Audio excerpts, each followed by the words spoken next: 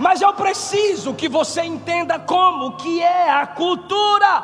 Você vai pregar, você vai ganhar almas, você vai fazer diferença, mas haverão resistências. E o que eu disse ao pastor Ismael aqui no almoço, por essa dificuldade cultural que temos de aceitar o novo de Deus, a gente pensa que todos os ministros devem pregar de modo tabelado, iguais, como a gente está acostumado, pois muitos dentre nós têm uma inteligência animal, observa, compara e conclui. A questão é que os missionários de ontem foram feitos para ontem, os missionários de hoje foram feitos para hoje. Por que teria Deus que fazer Elias aparecer, João Batista ressuscitar? Não!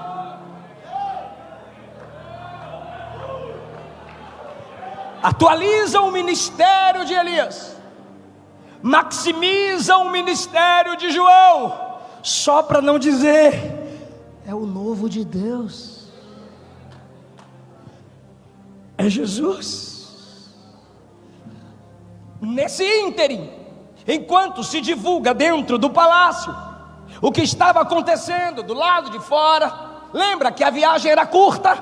Os discípulos voltaram no versículo 10, regressando, os apóstolos contaram-lhe tudo o que tinham feito. Senhor, a gente pregou e curamos enfermos.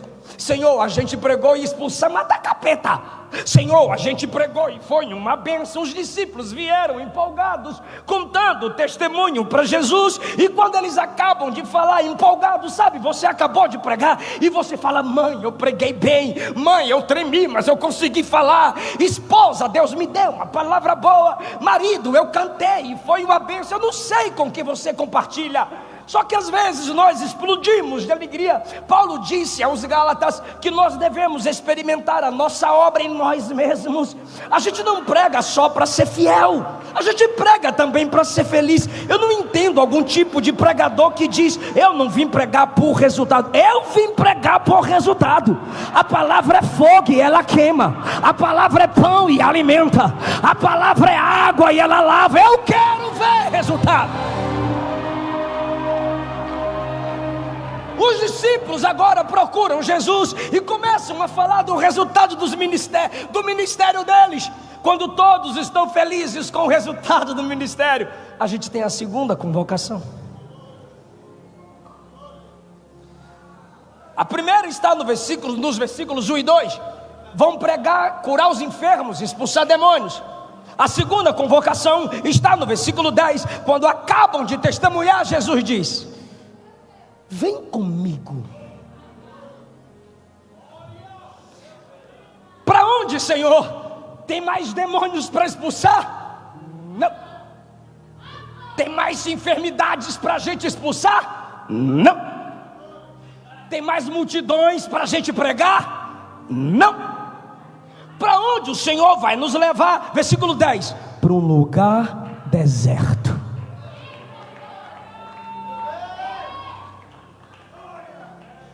Um lugar isolado, sem live, sem Instagram, sem YouTube, sem holofote, sem divulgação, sem like, sem testemunho, sem nada.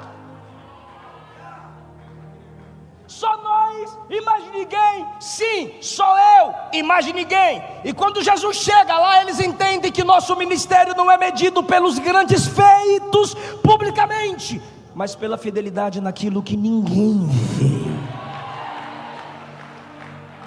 Quando os discípulos chegam para ficarem a sós com Jesus, a multidão o viu.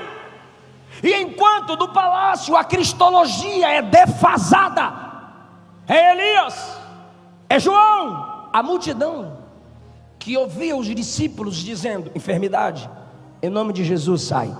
Demônios, em nome de Jesus sai. Quando a multidão percebe que Jesus chama os discípulos para um lugar isolado, e é a segunda convocação dos discípulos, a multidão segue. E onde Jesus via a multidão, não era show, era pregação.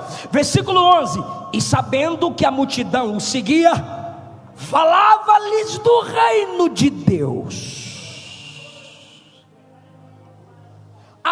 mesma mensagem que ele mandou os discípulos pregarem, ele prega para a multidão, a mesma pregação, o mesmo tema, o mesmo texto. Não entendi, pastor. Ele nunca te mandará fazer algo que ele não faça. Ele nunca te mandará fazer nada que seja contrário ao seu caráter. Jesus agora está pregando a mesma coisa que lhes ordenou pregar. E Jesus está pregando o reino. E Jesus está pregando o reino. E quando Jesus prega o reino, o texto diz que ele sarava os doentes. A mesma coisa, meu Deus do céu. Assim como os discípulos pregam e curam, Jesus prega e cura. De repente o dia já começava a declinar, chegando-se os 12 para ele. Os 12, quem? Os mesmos que pregaram o reino, os mesmos que curaram enfermos. Escute-me agora, por favor. Os mesmos a quem Jesus disse: não levem pão. E se a gente precisar, eu cuido, não levem pão. E se a gente precisar, eu vou prover, não levem pão. Os 12 agora chegam para Jesus enquanto ele prega e diz: manda a multidão vazar. Por quê? Porque não tem pão.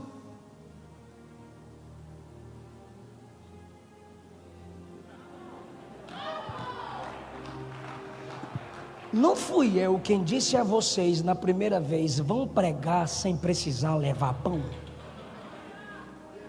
Foi. E por que agora que enquanto eu estou pregando, vocês estão preocupados com pão?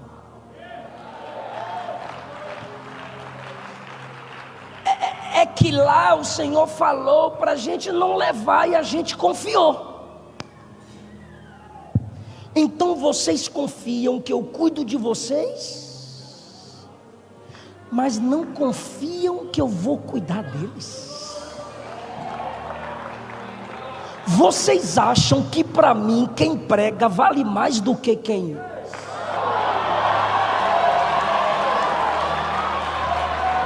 Eu não cuido só de quem prega, eu cuido de quem escuta. E deixa eu falar algo: você pode escutar sem pregar, mas ninguém pode pregar sem escutar. Então eu cuido de quem primeiro escuta.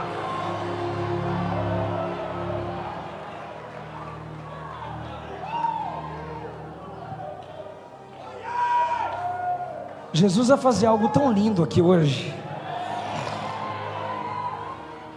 E o que a gente faz, Senhor? Traz o que tem. A gente só tem 5 pães e 2 peixes. Traz o que tem. Senhor, aqui tem 5.000 pessoas. Façam grupos de 50 e manda todo mundo sentar. E assim fizeram. Todos se assentaram, 16. Jesus pega 5 pães, 2 peixes, olha para o céu, abençoa e parte. Agora. Jesus partiu o pão. Me ajuda, Jesus fez o quê? Mas quem está com fome é a? Aí Jesus então parte o pão e dá aos discípulos. Por que ele não disse: se levantam e venham comer? Mas ele chama os discípulos e diz: vocês que queriam despedir a multidão por não ter pão, vocês que duvidaram da minha providência para alimentar a multidão, são agora aqueles que vão receber da minha mão e entregar para a multidão. Alimente a multidão. Mas Senhor, nós que somos seus pregadores, nós que somos seus apóstolos, nós que somos seus pastores, o Senhor mandou a gente sem pão, e a multidão o Senhor manda a gente dar pão. Porque eu não quero que você use as pessoas para edificar seu ministério. Eu quero que você use seu ministério para edificar as pessoas.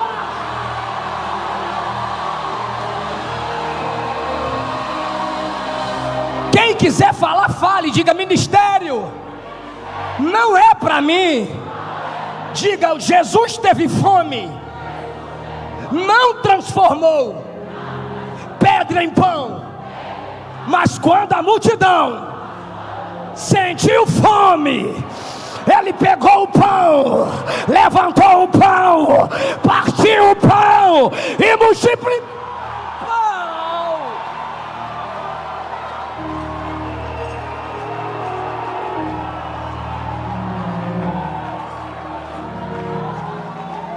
Se você não entendeu isso, para de pedir para Deus te usar. Se você não entender isso, pare de pedir para Ele prosperar seu ministério.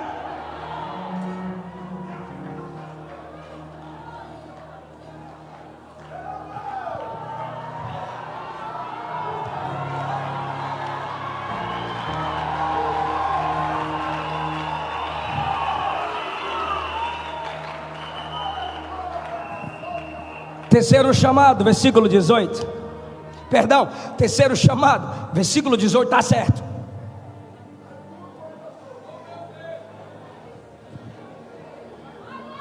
Vem comigo em particular. Já alimentamos a multidão? Vem comigo em particular. Tá bom, Senhor. A aula de hoje foi forte, hein? Pois não, Senhor. Vocês passaram em vários grupos de 50 em 50. Sim, Senhor. E o pão não acabava não, nem o peixe. Tá certo. O que a multidão diz que eu sou? Ah, Senhor, a gente passou num grupo ali e eles estavam dizendo assim, ó: ele é Elias. A mesma cristologia defasada do palácio na boca da multidão.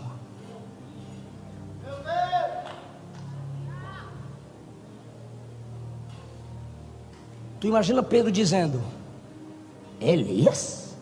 Ele é Elias. Senhor, eu fui em outro grupo, e quando eu cheguei no outro grupo para entregar comida, eles estavam assim, ó: é João Batista. Só podia ser. Você está percebendo que a cultura sempre coloca celebridades, popstars, nomes, pessoas para competir com a glória de Jesus, para colocar um véu sobre a exclusividade de Cristo. Tudo bem, isso Jesus diz, é o que a multidão diz. 20. E vós?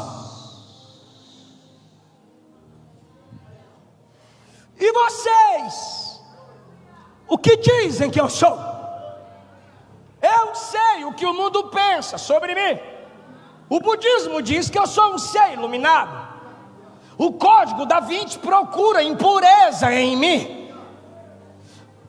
Os materialistas dizem que se eu tenho um corpo físico, eu tenho maldade em mim. Não importa o que os ímpios e o mundo diz, não importa o que a multidão fala. E vocês que andam comigo, que oram comigo, que congregam há tanto tempo louvando o meu nome, o que vocês dizem que eu sou? Todos calados. De repente alguém levantou o dedo e disse: eu posso falar. Jesus disse: fale, tu és o Cristo, o Filho do Deus vivo. Antes que ele se ensoberbecesse, Jesus disse: não foi a carne, nem o sangue que te revelou, mas o Espírito do meu Pai que está no céu. O que Jesus está dizendo é: só o Pai revela quem eu sou de verdade, para quem quiser me conhecer. Quando Pedro acaba de dar a revelação sobre a qual a igreja está construída, que não é ele, mas é a doutrina, a revelação de que ele é o Cristo, obrigado, enviado do Deus vivo. Versículo 23. Ele agora convoca a todos. Primeiro convocou os discípulos. Segundo convocou os discípulos.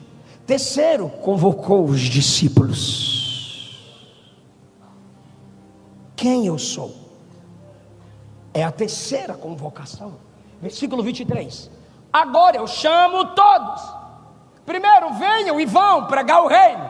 Segundo, venham no lugar particular. Terceiro, me digam quem eu sou. Quarto, vou pregar para todos agora. É um chamado a todos que estão me assistindo no YouTube. É um chamado a todos que estão aqui ouvindo essa pregação e se desviou. É um chamado a você que está pensando em desviar. É um chamado a você que está pensando em largar Jesus.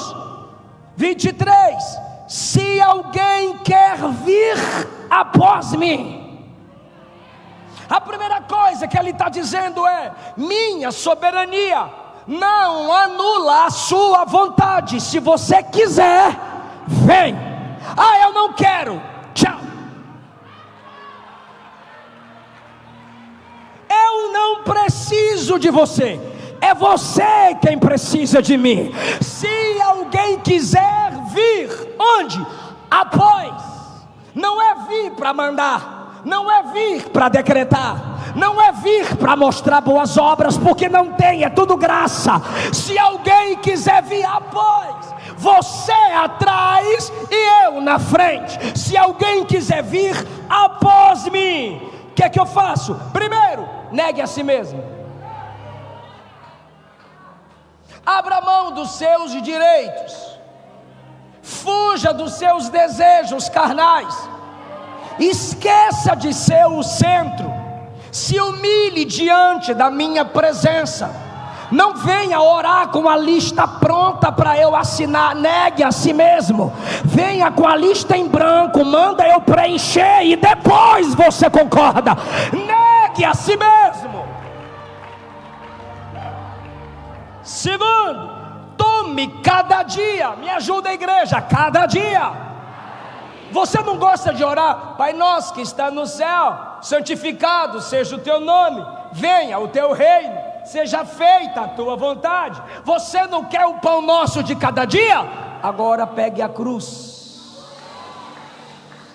de cada dia. Se quiser me seguir, é cruz todo dia. Agora, o que é a cruz diária? É o remédio. O que é a cruz diária? As dificuldades da vida. A cruz diária é renunciar seu eu todo dia. Vou dar 2 exemplos do que era carregar a cruz no tempo em que Jesus vivia na terra. Roma condenou alguém à morte? Sim. Pegue a haste principal da cruz, o madeiro principal, coloque sobre os ombros e vai. Lá vai a pessoa carregando a haste principal. A primeira coisa que o povo na rua, ao ver a pessoa carregando a haste principal, dizia era: morte, morte, morte.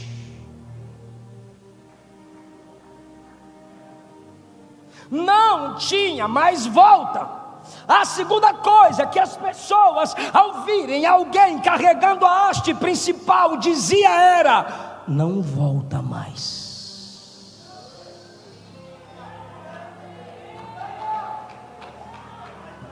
Se pegou a cruz, é daqui pro céu. Se pegou a cruz, as amigas do mundão, da boate, da piriguetagem, da prostituição, das drogas, da cachaça, olha para ela e diz: amiga, ela não volta mais, agora é crente. Amigo, ele